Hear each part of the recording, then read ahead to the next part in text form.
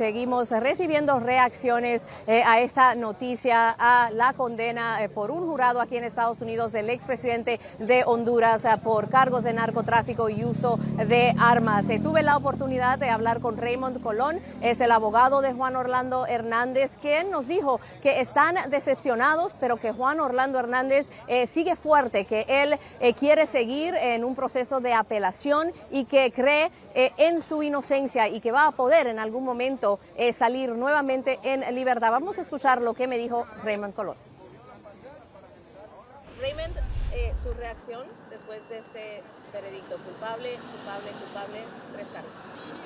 Triste, una tragedia, ¿no? Un hombre tan noble que peleó para las mismas metas que tenían los Estados Unidos en términos de la guerra contra los narcóticos. Él sigue fuerte, aunque está bastante desilusionado. Vamos a apelar, pero primero van a haber diferentes etapas, ¿no? Una entrevista con el Departamento de Probatoria, porque tienen que preparar un informe para la corte y para los abogados y la fiscalía, y después de eso, después que lo condenen, pues va a haber una apelación basada en el hecho que negaron ciertas información clasificada que podría haber tenido un tremendo impacto con el jurado, ¿no? Porque era vago, ¿no? El hecho que dicen que se reunió con oficiales del gobierno. Era importante saber qué eran las agencias con quien estaba bregando, agencias de inteligencia y de seguridad nacional. Y ustedes pidieron al final hablar con los miembros del jurado. ¿Por qué? ¿Lo van a hacer? Eso es bueno, simple para revisar qué pasó, por qué determinaron la culpabilidad, por qué no miraron todas las pruebas, cosas así. ¿No creen que miraron todas las pruebas, no tomaron el tiempo suficiente? Yo creo que era imposible mirar todas las pruebas, ¿no? Porque el caso era un caso más de 10 años y se estaban preparando por mucho tiempo, y yo creo que básicamente el caso de la fiscalía era débil en el sentido que no presentaron otros testigos, pero los testigos que presentaron eran gente que eran psicópatas, ¿no? Básicamente, ¿no? Y asesinos. ¿Y ustedes tenían testigos que habían pedido, como el Chapo, por ejemplo? Parecía algo obviamente imposible, pero le negaron también a varios testigos. Entonces, ¿tú crees que era posible traer al Chapo a declarar? Bueno, él tiene que preservar su derecho, ¿no? de no inculparse, pero él podía haber dicho que no estaba en una reunión, ¿no? en Copán, pero tengo entendido, después de haber hablado con uno de sus abogados, que no está en un estado mental bien estable. Yo no creo que iba a ser buen testigo si ha estado bajo una depresión y cosas así, ¿no? Juan Orlando tomó la decisión de declarar a último minuto, ya era algo que él quería hacer, estaba entre sí y no. ¿Qué fue lo que finalmente lo motivó para decir sí, voy a declarar? Bueno, lo estábamos hablando por mucho tiempo, ¿no? Y siempre hay riesgos, pero él quería contarle al pueblo hondureño y al jurado qué es lo que él hizo. Y yo creo que declaró bastante bien, ¿no? Muy bien, pero ellos decidieron tomar las declaraciones de los testigos del gobierno. Yo creo que fue algo indebido de parte de ellos, porque yo creo que había mucha duda razonable. Algo que se quedó en mi mente de una de las notas del jurado ayer fue que ellos pidieron el testimonio del general Palacios y de Juan Orlando en algo muy específico, la seguridad presidencial que se le daba a Tony Hernández. Y el general dijo que su mamá, sus hermanas, sus hijos, su esposa y Tony recibían seguridad. Y Juan Orlando, estas es mis notas, no el récord de la corte, pero él le contestó que él nunca le proporcionó seguridad a Tony. Entonces como que contradició a su propio testigo. ¿Eso ustedes creen que tuvo algo que ver quizás? Es posible, porque nunca se sabe en qué se van a enfatizar ellos, el jurado, pero la realidad es que el ejército, ¿no? El Estado militar son los que determinan a quién le van a dar protección. Yo creo que sí, siempre va a ser práctico, ¿no? Proteger a todos sus hermanos, hermanas, familiares, ¿no? Porque siempre puede haber amenazas. Pero la decisión no era del presidente, nunca. Y él dijo que no era de él, ¿no? era del ejército. Él podría dar una recomendación, pero él en la última instancia tiene que ser el ejército y tú sabes, esa agencia que bregan con la protección de un presidente. Al final, al salir, al escuchar el veredicto, él dijo a sus familiares, creo, soy inocente, díganselo al mundo. Sí. Él va a seguir luchando. Él cree que en algún momento va a poder salir de esto, de no ser condenado aquí en Estados Unidos, poder salir en libertad nuevamente. Bueno, siempre hay esa esperanza, ¿no? Nunca se debe parar de pensar así, ¿no? Porque puede ser algo depresivo si no tienes esperanza. Y Mario, ahí escuchamos a Raymond Colón, el abogado de Juan Orlando Hernández. Ellos siempre habían presentado ante la Corte que la Fiscalía no le entregó todas las pruebas, que no le dejaron ver información clasificada del gobierno estadounidense, pero la Fiscalía siempre dijo que sí, que ellos le entregaron todo lo que tenían, que lo hicieron de manera rápida, que la defensa tuvo 2 años para prepararse para este caso. El abogado desde un principio dijo que quería llamar a gente como el Chapo o al expresidente Obama, al expresidente Trump, que los iba a citar a la Corte para declarar a favor de la defensa. Obviamente eso es algo muy difícil, algo que nadie creía que lo estaban en un principio diciendo en serio, porque era muy difícil que sucediera, pero es la situación ahora. Va a seguir adelante un proceso y Juan Orlando Hernández, como mencioné, dijo antes de salir de la Corte, él estaba orando al principio, esperando el veredicto, pero después al salir le dijo a miembros de su familia que estaban presentes que era inocente. Yo soy inocente, díganselo al mundo, los quiero mucho, así le dijo a sus familiares, Mario. Oye, María, a ver, como ya lo explicaba también, lo explicabas tú y también el abogado, viene un proceso de apelaciones donde posiblemente ataquen la estrategia de la Fiscalía, alguna contaminación en el proceso, tal vez también al jurado. Son muchas estrategias que puede seguir, pero de parte del juez, ¿cuándo podría venir una sentencia ya y a qué se estaría enfrentando Juan Orlando Hernández? Sí, bueno, el juez no fijó una fecha ahora mismo para la sentencia porque hay que pasar un proceso de una investigación probatoria, fue lo que dijo el abogado. Necesitan ese informe, le van a hacer entrevistas en la cárcel y van a tener ese informe listo, y después de eso el juez va a dictar sentencia. Ellos están seguros que va a haber una apelación, pero tienen que esperar la sentencia. Él tiene que ser condenado primero antes de que la Fiscalía, de que la defensa pueda presentar esa apelación. Tienen determinado tiempo después de eso para hacerlo, pero según los abogados de Hernández, eso es seguro que van a apelar esta decisión. Bueno, esto es un tema de gran debate en Centroamérica. Hay muchos que piensan que si bien se logró de alguna manera desmantelar la organización del presidente y sus familiares, primero Honduras sigue siendo un importante país de tránsito del narcotráfico. Inclusive, para darte un dato muy pequeño, Honduras es el único país fuera de Bolivia, Colombia y Perú que ha empezado a producir coca en el contexto de esta producción de narcotráfico. No cocaína, sino coca, la materia prima, ¿no? Un dato interesante que te dice cómo estas organizaciones se van reorganizando. Ahora bien, el gobierno actual de Honduras sufre de muchísimas acusaciones de corrupción también. Manera que no vayamos a decir que simplemente porque se descalabra a una organización, que Honduras hoy está libre de toda asociación con esta industria tan poderosa que tiene la capacidad de penetrar instituciones, estructuras y comprarse gobierno.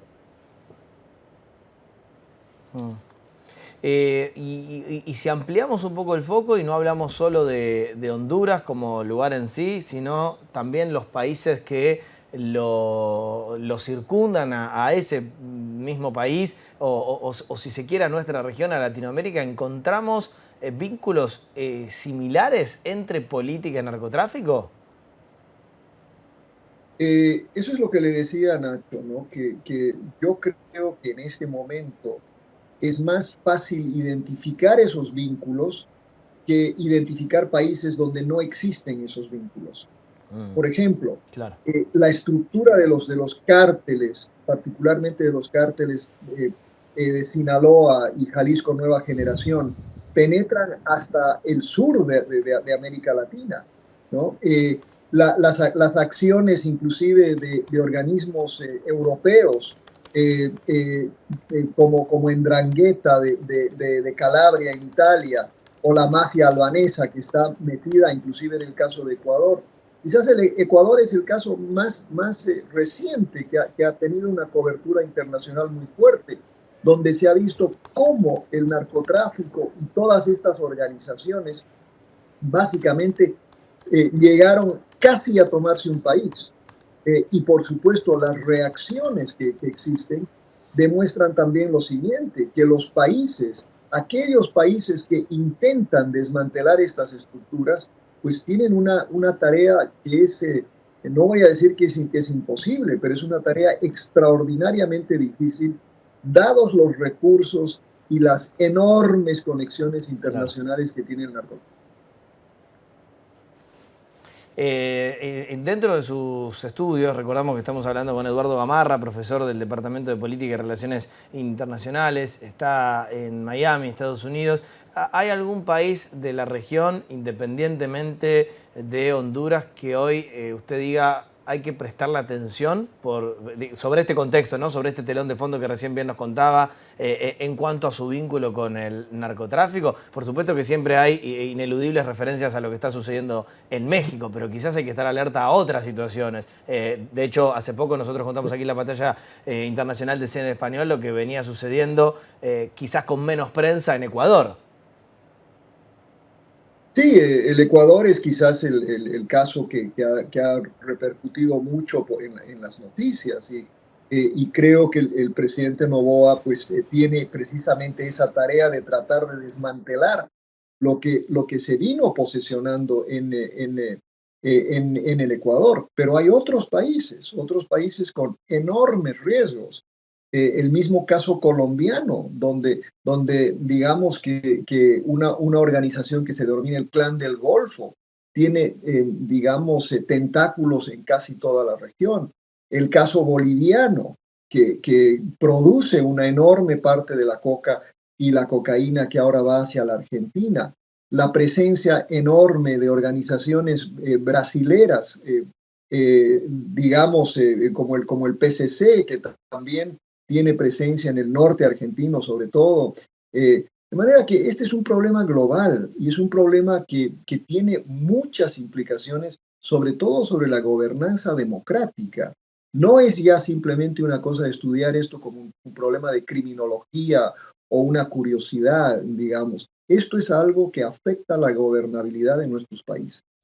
Ahora, el expresidente Juan Orlando Hernández está condenado por narcotráfico. ¿Cuál es la reacción, Elvin?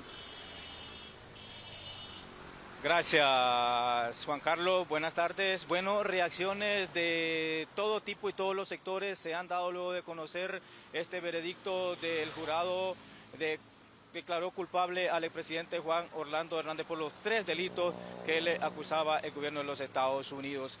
Lo que sí han coincidido prácticamente muchos sectores es que esto, lo que le ha sucedido al expresidente Juan Orlando Hernández, debe de servir de ejemplo para la clase política actualmente en el país, sobre todo en los procesos electorales, que es cuando, dicen los expertos, se contagian de dinero producto del narcotráfico. Pero ¿qué piensan las personas en las calles, los ciudadanos comunes y corrientes, que de una u otra forma, Juan Carlos, siguieron este juicio por estos casi 14 días hasta que se dio este veredicto? Escuchemos lo que decían los ciudadanos hondureños en la calle.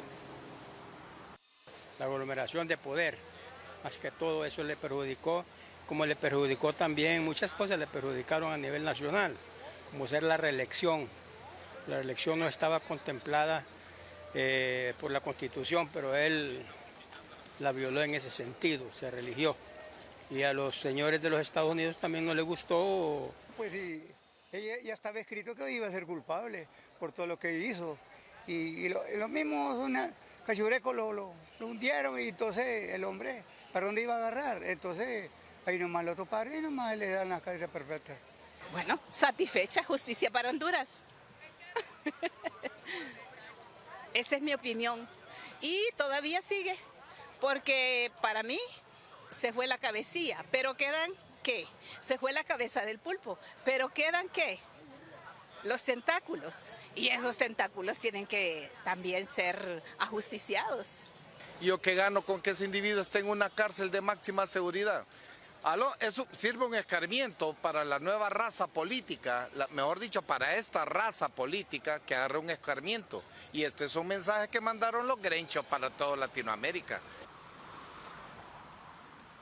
Juan Carlos, la ex primera dama Ana García de Hernández ha convocado a la prensa nacional e internacional para unas declaraciones que brindará en su casa de habitación, donde fue sacado el presidente Juan Orlando Hernández antes de ser extraditado a los Estados Unidos. No ha pronunciado hasta ahora en su cuenta X, como lo venía haciendo luego de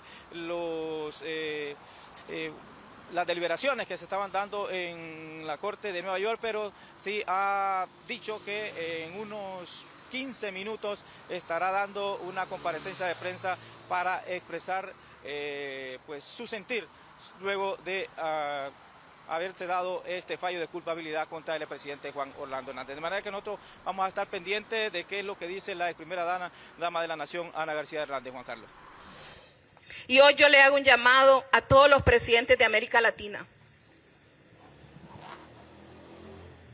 Este es un espejo donde ustedes deben de verse y deben de saber quiénes son sus aliados y quiénes no son sus aliados. Porque esto desafortunadamente manda un mensaje, como dijo Juan Orlando hace algún tiempo, derriba todo el trabajo que pueda hacerse de los gobiernos. Porque hoy fue Juan Orlando, mañana puede ser cualquiera, cualquiera. Cualquiera que tenga una foto que se tomó con alguien en una actividad política, cualquiera que tenga una foto que se tomó con los hijos de alguien, porque esas fueron las pruebas que presentaron, fotos y fotos.